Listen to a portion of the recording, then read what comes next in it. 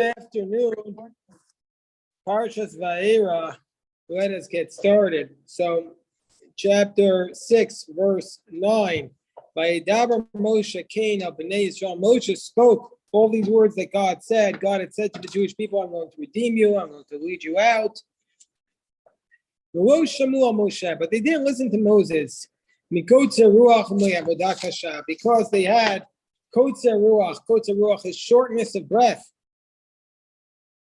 And Avodah Kasha is very hard work. That it's one of the saddest realities of human history, that the person who is often working so hard, who needs the redemption the most, is unable to listen because they have shortness of breath and hard work. Rashi says, "V'lo shamu Moshe." They did not listen to Moshe. Lo kibru tanchumim. They did not accept the consolation through Moses' message of redemption because mikotzer ruach, because of shortness of breath. Kol mishum meitzar rucho u'neshimato kitzara eno yachol arich b'neshimato. This is somebody who has shortness of breath and he's under stress. Meitzar rucho, he's under stress. Meitzar means narrow. He's a narrow spirit. When you're under stress, your thoughts are narrow, your intent is narrow. You have a narrow vision. She's saying, "Meitzar rucho." When you're in a stressful situation, you have meitzar rucho. You have a narrow spirit, and so therefore they didn't listen because their vision was narrow. That's why they didn't listen. Their vision was narrow. Rashi says, "Karov l'nyanzeh shamati b'parasha zu mi Rabbi Baruch bar Rabbi Eliezer." Rashi says, "I heard something similar to this in this passage from Rabbi Baruch ben Rabbi Eliezer." This is, I believe, the first time Rashi cites Rabbi Baruch ben Rabbi Eliezer. Never seen him cite him before. He brought me a proof from this verse. Can you imagine this person, Rabbi Baruch ben Rabbi Eliezer? He's not recorded I don't know that he's recorded anywhere else. And he must have been talking with Rashi in the yeshiva. He gave Rashi a pshat. And now for all of human history, he's recorded from Rashi. Rashi says, Rabbi Baruch ben Rabbi Eliezer brought me a proof from a pasuk. The Parmazos odiem es yadiv es kburasiv yadu b'shmi Hashem. This time I will let them know my hand and my might, and they will know that my name is Hashem. That when Hashem confirms His words, even for punishment, He makes it known that His name is Hashem. And for sure, when He confirms it for good. It's really not relevant to this. This is telling us, Ani Hashem, back on earlier, that he says, what does it mean, I am Hashem? It means I'm going to confirm my promise. And that's where Baruch ben Eliezer is bringing a proof for this from this verse. That whenever I make my name of Hashem, it confirms my words. And the rabbis expound this as referring to the verse above. She'amar Moshe, Lama harayosa. Well, Moshe said to God, why did you harm these people?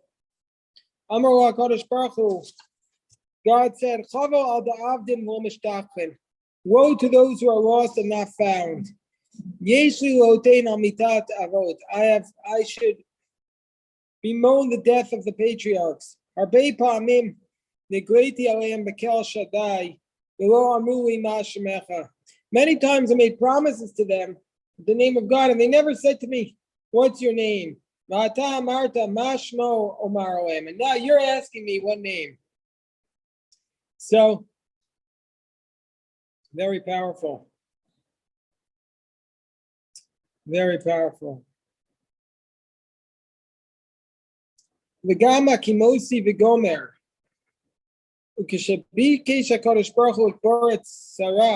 When God intended to bury, when Abraham intended to bury Sarah, he couldn't find the grave until he bought a grave for a lot of money. So too with Yitzchak, with Yitzchak, they were challenging the wells that he dug. So to Jacob, he bought the plot of field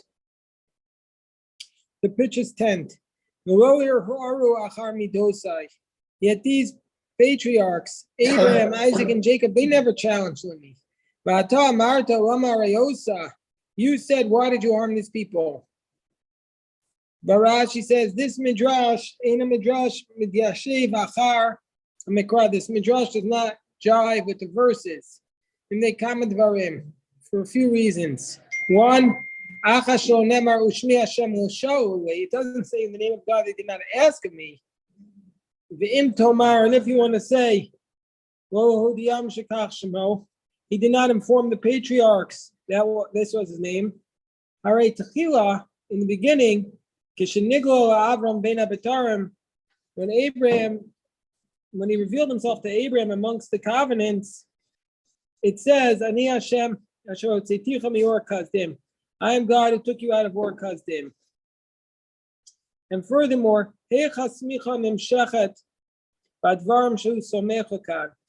how is the sequence flow? It wouldn't flow. Therefore I say, says Rashi,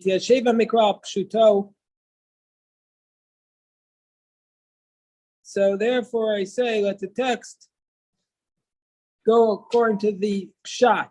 Davar davor al fanav. Madrash tidaresh. Meaning the pshat is there and the midrash is there as well.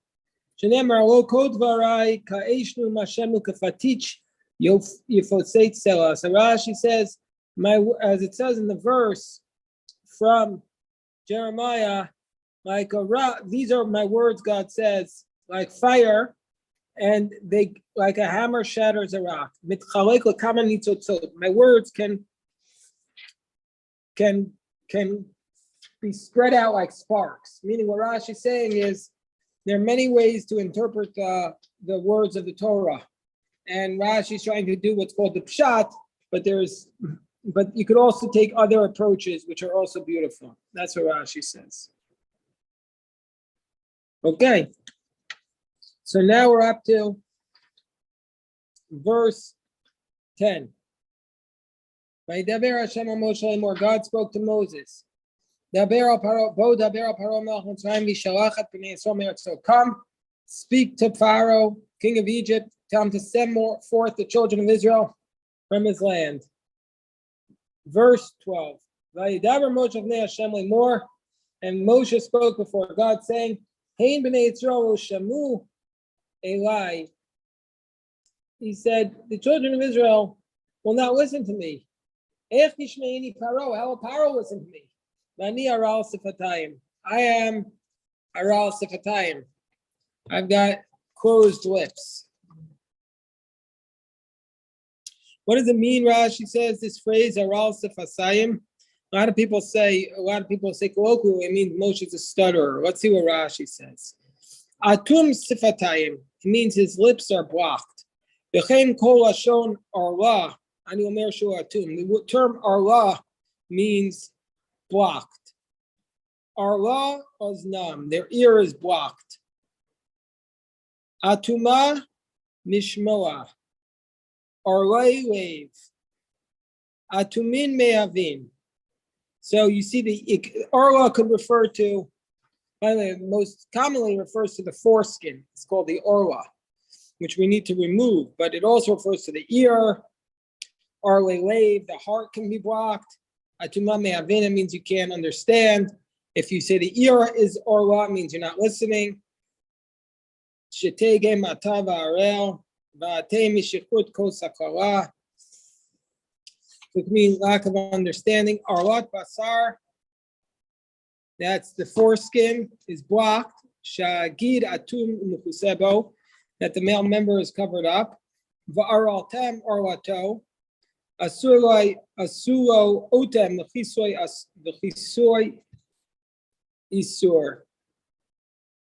She'avdil b'fnei, and then we're going she'avdil b'fnei achilato.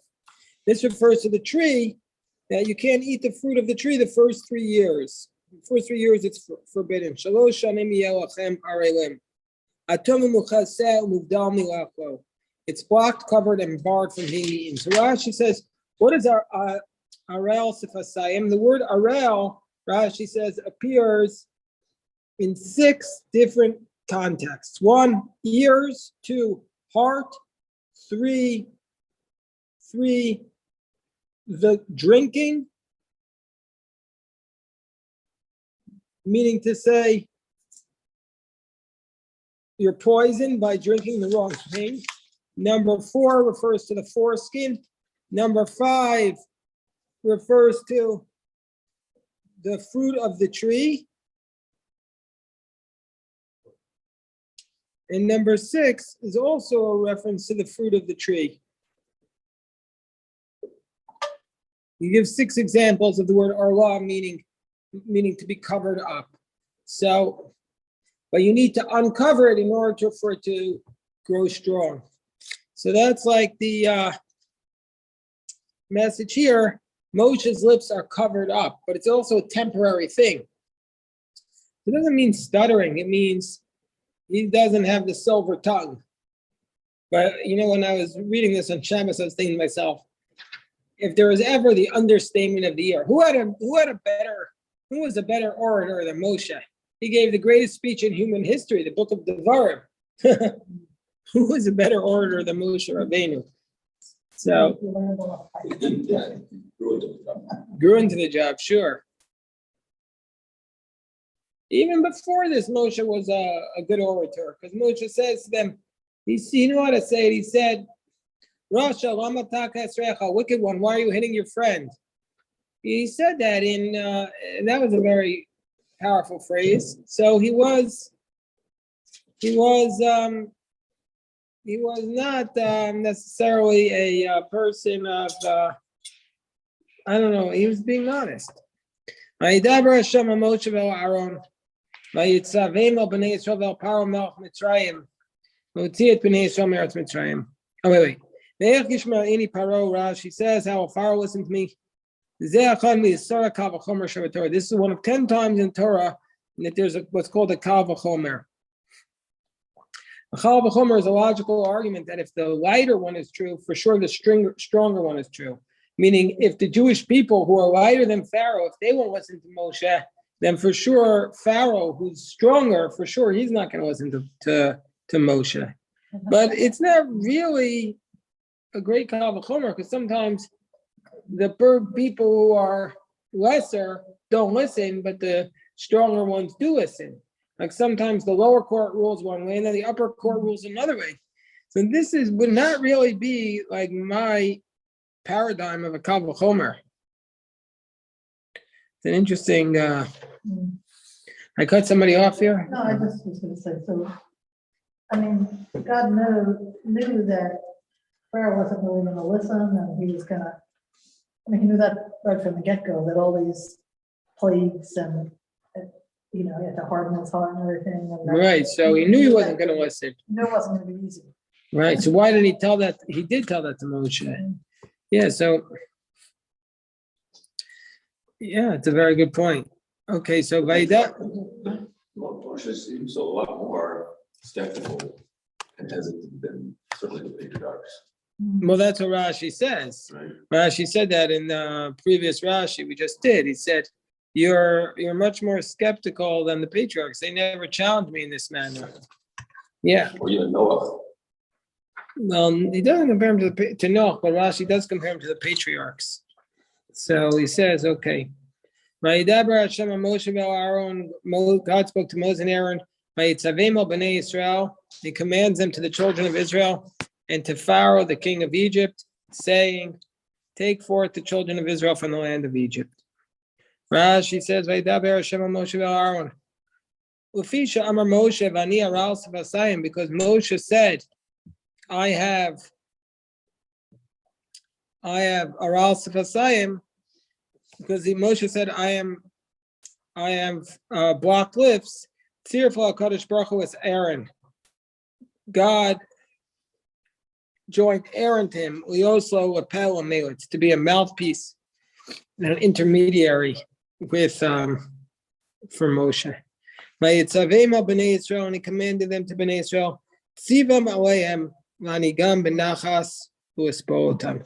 He commanded Moses and Aaron to lead them calmly, u'espotam, and to be patient with them. This is so ironic. Where's Rashi getting this from the pasuk? Vayitzavema b'nei Yisrael. He commands them to b'nei Yisrael. What's he commanding them? Rashi says he's commanding them to be patient with the children of Israel. That's a very powerful phrase. Because of what you said last week about them being stiff-necked and that they never listen. Yeah. There's other verses. The Yerushalmi says something else in here. The Jerusalem Talmud says he commanded them to free their slaves. That the children of Israel had slaves. And that's what he was commanding them here. Jewish? That the Jewish slaves, he commanded them to free their slaves. The Jewish people had other Jews working for them? Yes. Whoa. Look it up right now. Look it up. You'll find the source. No, that's incredible. And in fact, Jeremiah says that the reason for the destruction of the temple was because we didn't free our slaves in the Jubilee year.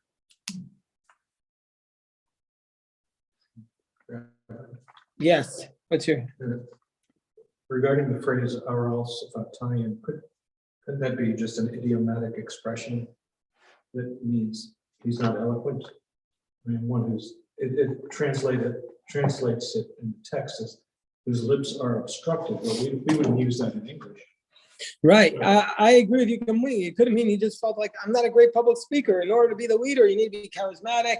You need to be a person like, by the way, it's Dr. King's birthday. I heard that he was also a stutterer. I don't know if that's accurate, but that's what I heard.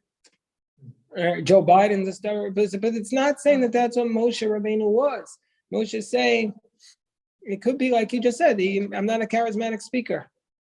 Did you find the Jerusalem Talmud there, Rabbi Yosef? Did you find it? If you Google Vayitzavem b'nei Yisrael Yerushalmi and write it in Hebrew, I'm sure it'll come up. Yeah, I'm saying it's in English. So the question is, it's all drasha about the Jubilee. Did you find it in the Jerusalem Talmud? It's here. It was in Sefaria.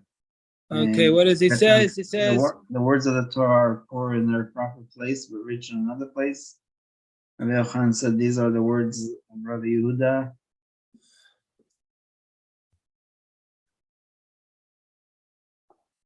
Oh, wait, go back up. So did he mention it?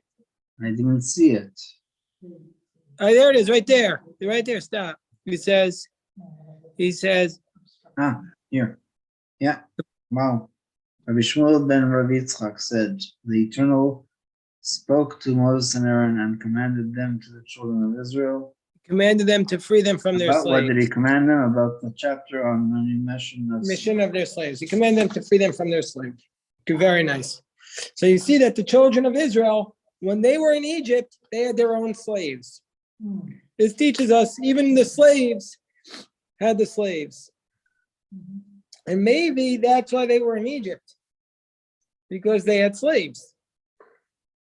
You mean remained, because they went down. Spiritually, right. The Jewish people, they thought that even the slaves had slaves. And if they had been able to recognize the problem with slaves, they themselves would have been fighting for redemption, but they thought they had it good.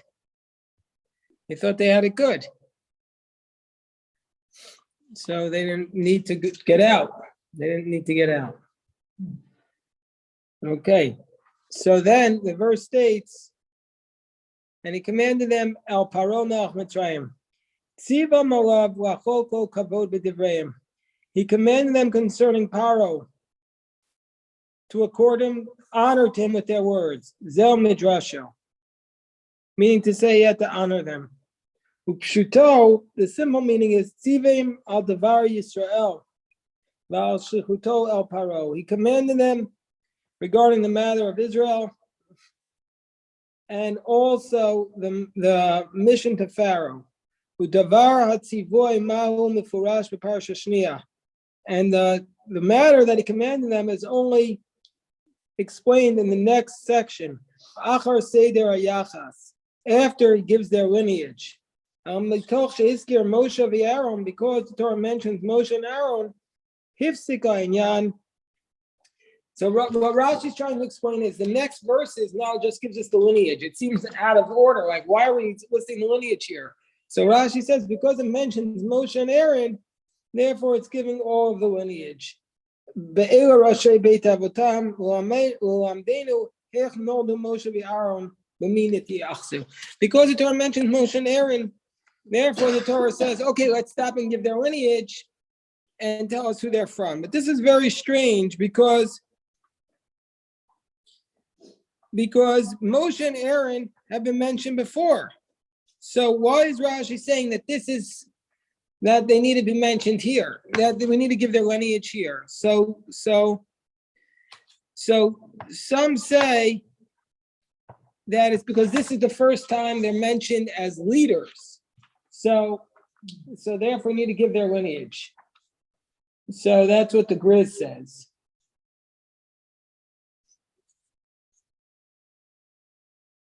But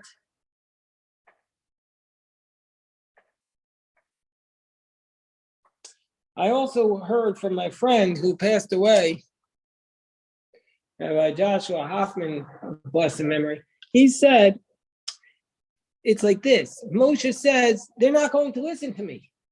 Moshe says, they're not going to listen to me. Who am I? And Rashi said, and Hashem says, no, they're going to listen to you. They're going to listen to you. And Pharaoh's going to listen to you. You know why? Because here's who you are. You're the descendant of Abraham, Isaac, and Jacob. You come from this incredible lineage. Therefore, they're going to listen to you. That's what my friend told me. And so now we go in and do the lineage. Ele Rashi Beit Avotam. These are the heads of the tribes. Bnei Ruvain, Bechor Yisrael, the son of Ruvain, the firstborn of Israel. Chanoch Ufaul Chacham Charmi. Ele Mishpachot Ruvain. This is the family of Ruvain. She tells us. Ele Rashi Beit Avotam. Mitoch Shehuzkak Liyachet Shifto Shalevi, and Moshe v'Ad Aaron. Because the Torah had to set out the genealogy of the tribe of Levi until Moshe and Aaron, so it starts to count from Reuven, even though Reuven is not needed. I saw a different reason Rashi says about why we start with Reuven here. Because Rashi cursed he scolded the first three tribes when he died. Therefore, the Torah comes back here and repeats it. We might have thought that these tribes are worthless, so therefore we return to list all of them to teach us they're not worthless. Very powerful, beautiful thing. Beautiful answer, right? Such a beautiful lesson there from Rashi.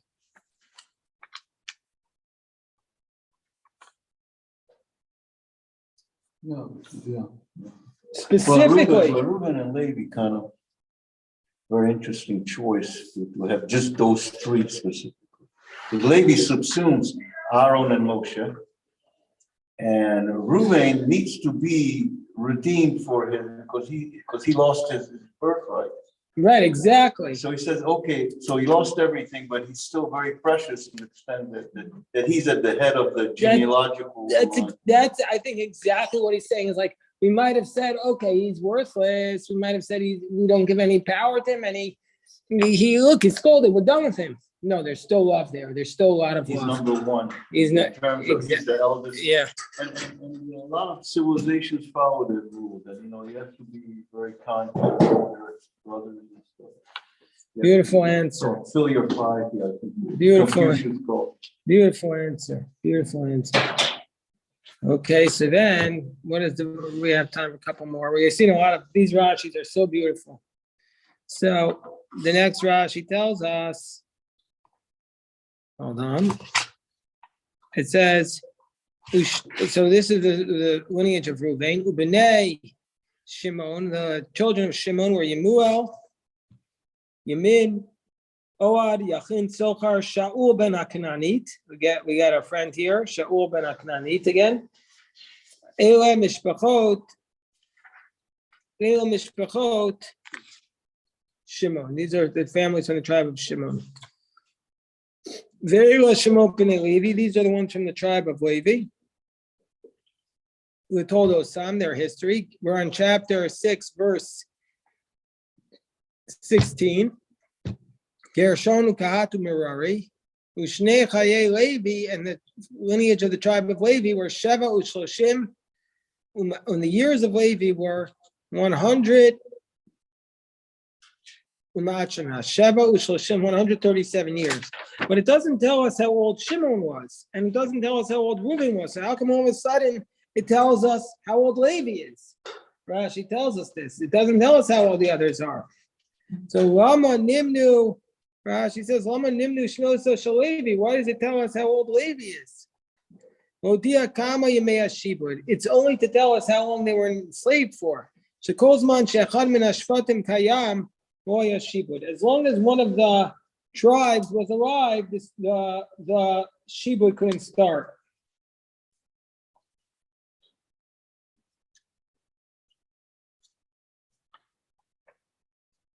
Now that's a very powerful idea. What does it mean as long as the tribe was alive, no shibud? As long as there was a spiritual connection, there couldn't be a shibud. There couldn't be basically the spiritual connection to their ancestors prevented them from being enslaved. Prevented them from being enslaved. Just like what you said about the avocado. About the avocado? Yeah. It wasn't you? That if you put the pit into the guacamole, yeah, it was you. Yeah, they put the pit in the guacamole, then it could remain. It stays fresh. So that the connection. So even in the physical world, they had a sense. They must have had a strong sense of identity and of self-worth. That as long as one of the tribes was alive, they couldn't be enslaved. They knew who they were. But once the tribes died, once all the Shvatim died, they didn't have that sense of belonging, and it made them easy pickings, easy to be enslaved. The Chinese follow that formula today. Chinese? Today, real time. Yeah. They're very much so. They have an elder. They don't publicize this because they don't want the world to get on to their. No, I'm not trying to be anti. No, I know you're not. It's not the purpose here. But they're very close because I had a case with one, and then they had to seek out the elder. The elder had to sign off on what action to take, and he was like a 40th cousin removed, a real old man in China. He wrote a Chinese letter to this guy. He said, "This is how you should act and do things." Beautiful. And then beautiful. And then it's part of their strength. This whole family. And yeah, that's what Rashi's saying. As long as the Shvatim are alive, they wouldn't be sinning. There's a very radical theory. Yeah, let's hear. By Rabbi Richard Friedman in his book, Professor Richard Friedman, in his book, The Exodus, that only the Levium were in Mitzrayim, and that's actually why they didn't end up getting any land.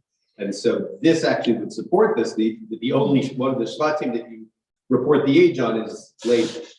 That only the Levites were in Egypt. Only, right. Yeah, so how do you get the son of Aviram? Yeah, but they're listing all the tribes here, Reuven and Shimon. Yes. Look, obviously, very radical. By the way, if you want to hear a radical theory, we study every day. Usually he's here like 3-4 times a week. Our friend Steve Bryan.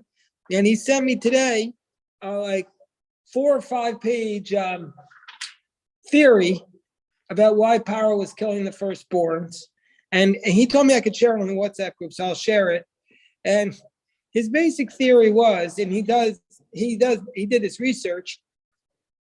Tell me if you've heard this one, that at that point in Egyptian history, there was a female pharaoh, and she didn't want any males. Anyway, I'm going to share this on the WhatsApp group. I think people find it interesting. Let's stop our recording here. I'm always up for interesting theories because the Torah, as Rashi says, like a hammer making many sparks, and we can always learn from these theories. None of these none of these radical theories scare me. Just the opposite, they inspire me. Radical theory, because the Levites were the only ones that were